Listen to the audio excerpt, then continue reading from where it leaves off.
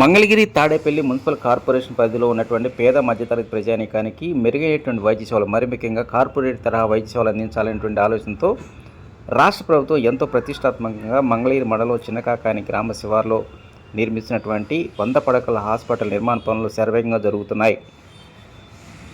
రాష్ట్ర ఐటీ విద్యాశాఖ మంత్రి నారా లోకేష్ గారి ప్రత్యేక చొరవతో ఈ హాస్పిటల్ నిర్మాణ పనులు వేగంగా జరుగుతున్నట్టు నిర్వాహకులు తెలియజేస్తున్నారు. దాదాపు 53 కోట్ల రూపాయల వ్యయంతో 1,15,000 చదరపు అడుగుల విస్తరణలో 8 ఎకరాల విస్తరణలో ఈ హాస్పిటల్ నిర్మాణ పనులు చేస్తూ ఉన్నారు.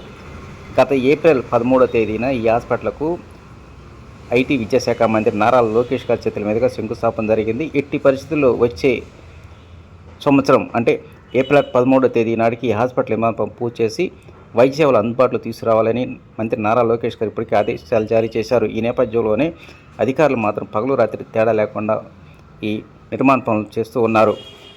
దేశంలోనే నెంబర్ 1 స్థాయి కలిగినటువంటి హాస్పిటల్కు ధీటుగా ఈ హాస్పిటల్ నిర్మాణ పనులు చేపడతామని వారు అంటూ ఉన్నారు. ఈ హాస్పిటల్లో medical, surgical, orthopaedic, gynaec, general మెడిసిన్తో పాటు ఆపరేషన్ థియేటర్లు, డయాలసిస్, మరి ముఖ్యంగా డీఎడిక్షన్ సెంటర్ కూడా ఈ హాస్పిటల్ ఏర్పాటు చేస్తూ ఉన్నారు.